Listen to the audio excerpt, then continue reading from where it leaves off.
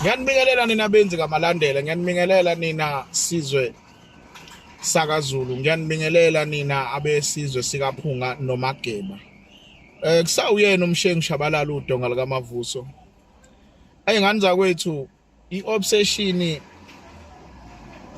kaMancinza ngophakela umthakathi isiqala ukunyanyisa, isiqala ukukhola, isiqala ukumana la entanyeni.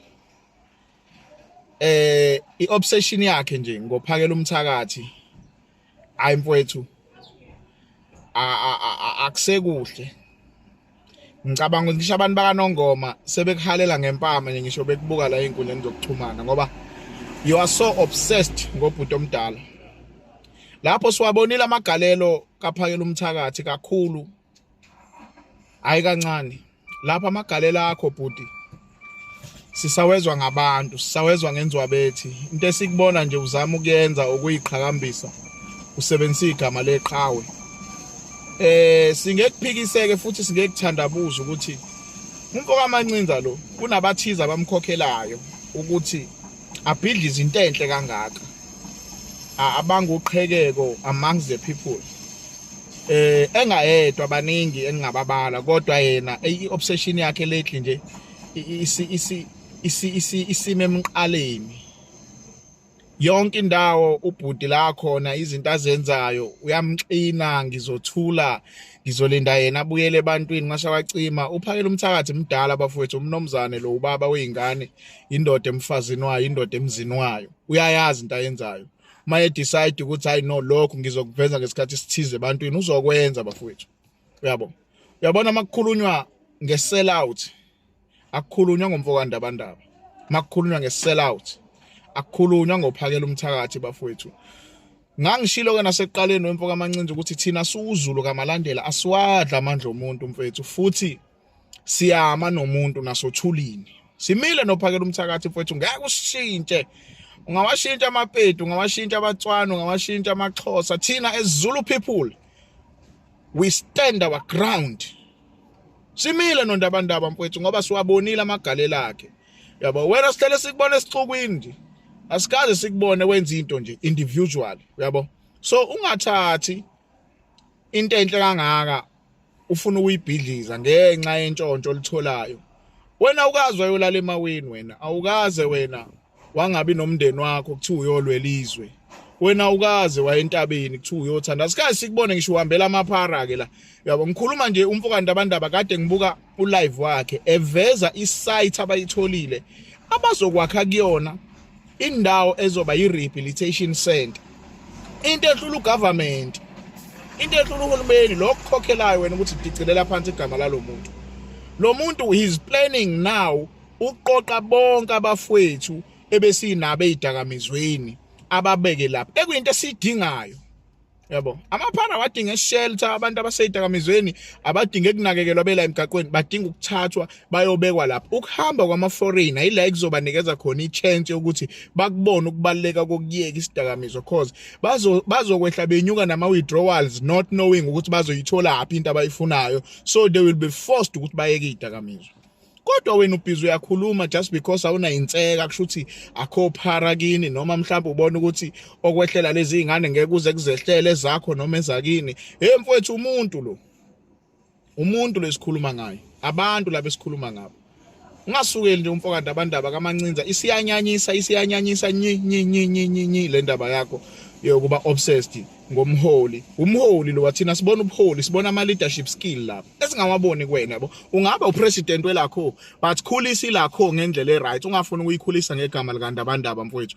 Uyabona nje, this is a friendly advice, this is a friendly warning. Iyeke leyo nto, uzithela nje inzondo embi kubantu bakaNongoma nasoLundi noZulu wonke bafowethu abama divider. Uyabo some of them bayakhokhelwa, abanye nje bakwenza ngobuxoki nje abanabo nje ngokuzalwa nabo, for the likes of nangilona amazinyo engathi ugejambazo lo abathi uMandla uPhuthu ubani uKatleko Nare. Yabo lo muntu nje bafowethu i-room divider nje leyana. Yabo yena nje unomoya nje wokuhlukanisa, unomoya wokuhlakaza yabo. Ile nhlobo le efika abantu bezwana le, ifike ibaqhathi baqede. Ile nhlobo efika umndeni ubambisene, ifike uqhathi uqede, uyabo. Ukuba umuntu wesifazane bengizothi ile nhlobo efika ixove emzini. Kuzoba nangu ukaMancinza. UkaMancinza I believe ukhokhelwe ukuthi ahlukanise noma ahlakaze indaba yeMarch and March noMnsizwa Foundation. Masikhuluma ngomuntu okhokhelwe, mina ngibona sengathi uyena okhokhelwe.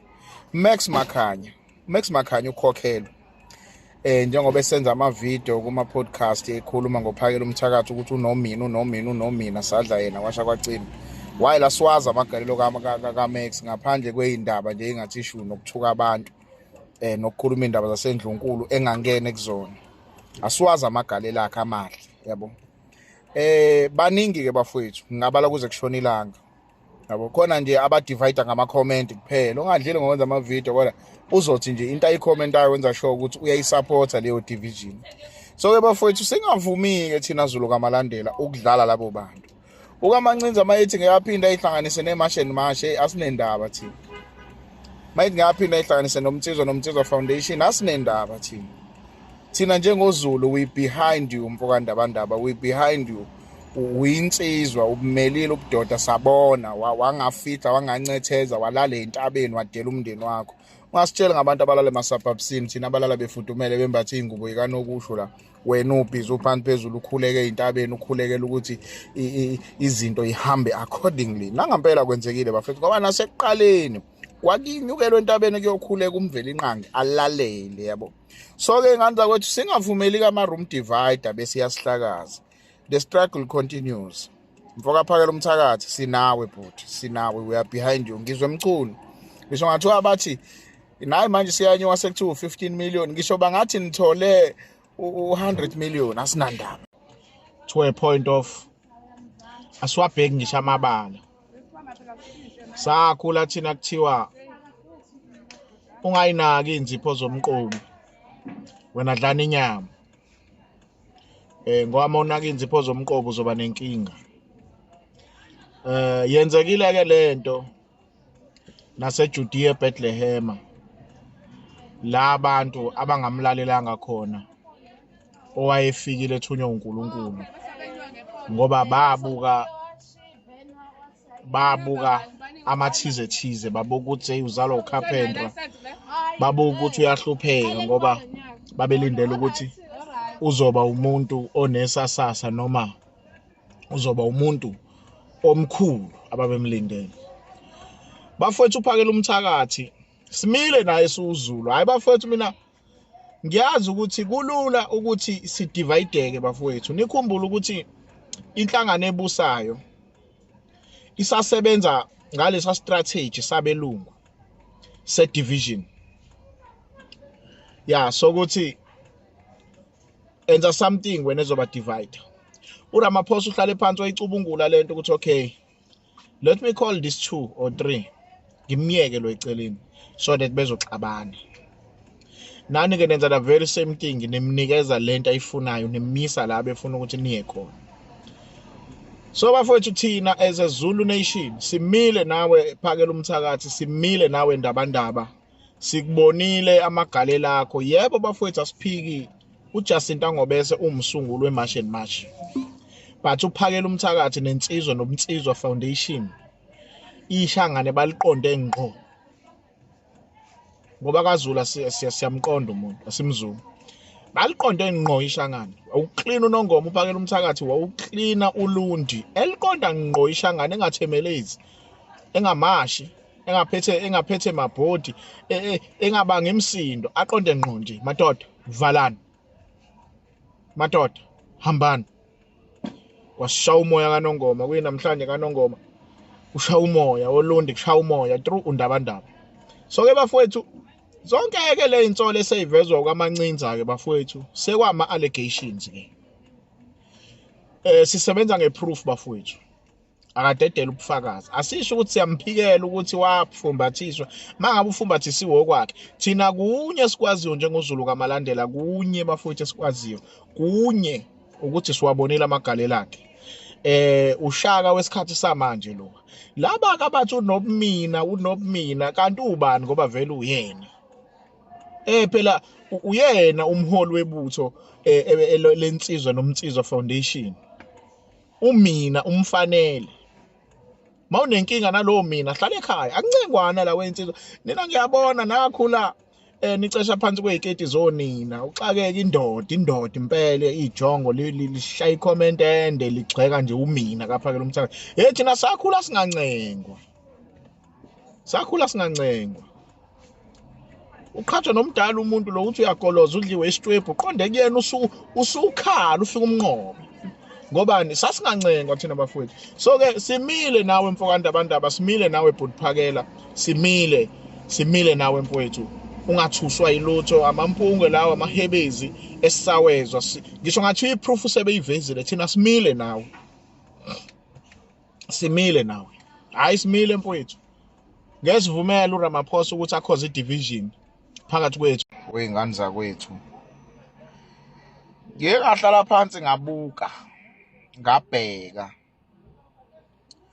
ukuthi as a Zulu nations we were stripped ubungcwele bethu, saphucwa ubungcwele bethu esasiphila kubona as a Zulu nation. Ubungcwele bukaZulu ke kwakusekuthenini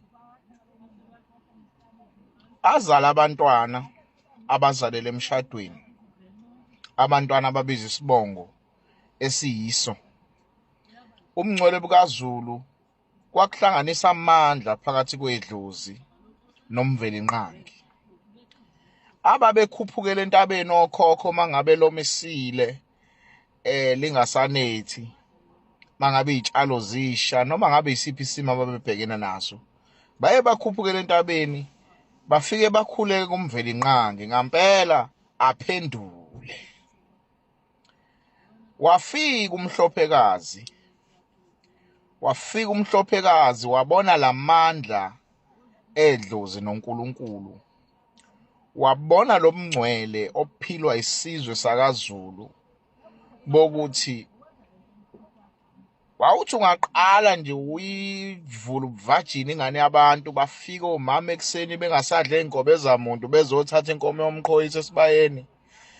Ngesonto elilandela uyihlo useyaqhuba seniyokhokha kulowa muzi ngoba kwakubalekelwa lento yokuthi kuzalwe iy'ngane eziyimlanjwana, iy'ngane ezizohlushwa usiko, iy'ngane ezizohlushwa zibongo. As a result-ke sinalo lonke lolu hlobo lezinkinga esibhekane nazo as a Zulu nation. Ngingabala wena Mngqingili, ngingabala yonke ubuphara, ngingabala ukungahloniphi kwey'ngane, ngingabala ukulalana kwabantu bezalana, ngingabala kungaze kushona ilanga. Sinalezo y'nkinga-ke as a Zulu nation ngoba saphucwa ubungcwele bethu.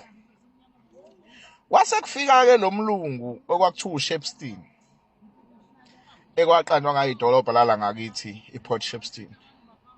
uShepstone-ke wenza sure ukuthi thina as Zulu people ukwenza kube nzima ukuthi sishade ngoba babazi ukuthi ubungcwele bethu as Zulu people bulele emshadweni, ngoba emshadweni uzala iy'ngane ezizobiza isibongo salapho. Yingakho noma umuntu eshona nikade senikhokhelene sekushoda usuku lomshado kodwa kuqhutshekwe ushadiswe naye noma engasekho, ngoba kusuke kwenzelwe iy'ngane ukuthi ziphume ngokusemthethweni esibongweni sakamalume ziyongena esibongweni sakayise.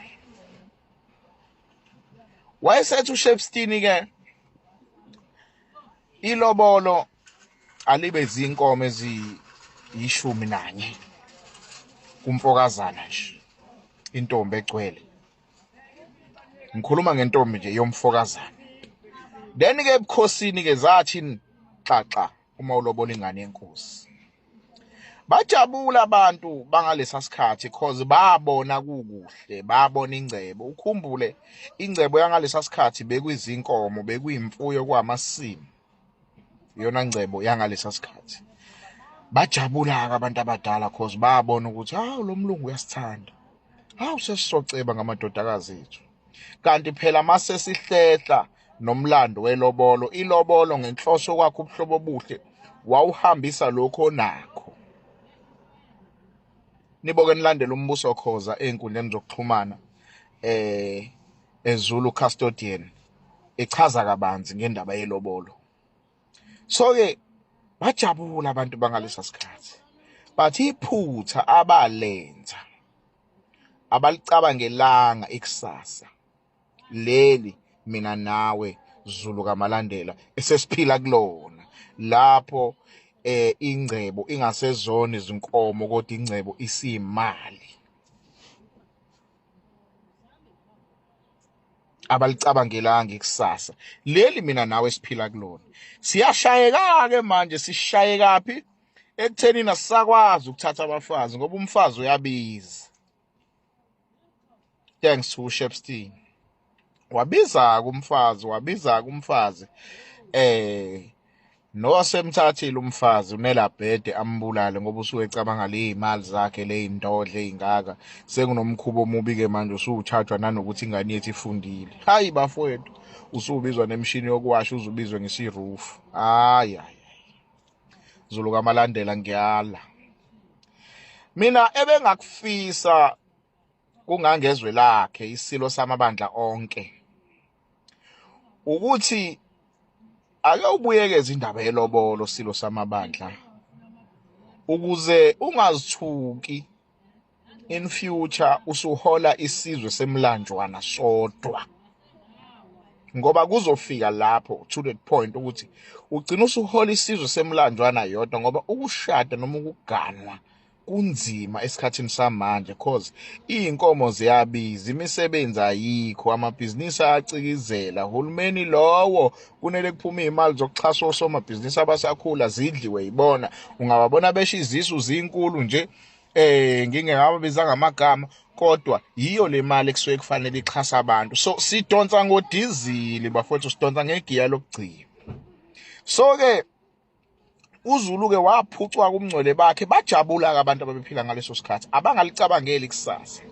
Njengoba namanje kufikile abokufika ezweni, bafike bahlala, kwahlaliswana, kwazaliswana, kwakuhle, kwakhiwa ubudlelwane, kwamnandi, ngoba phela thina as Zulu people sebengakhuluma nje bafowethu. Abantu bokufika singabantu abanomoya omuhle, singabantu abanozwelo, singabantu abakwaziyo ukuhlalisana nomuntu engeyena wakithi. Yes, siyameyisa kuhlekwe kube mnandi, but kusuke kwamancoko until-ke beze besikhwele la. Yabo leyo nto isono sabo ukuthi bagcina sebesikhwela la, ukuze-ke kugcina sekulidela kuyo yonke-ke lento yokuthi abahambe.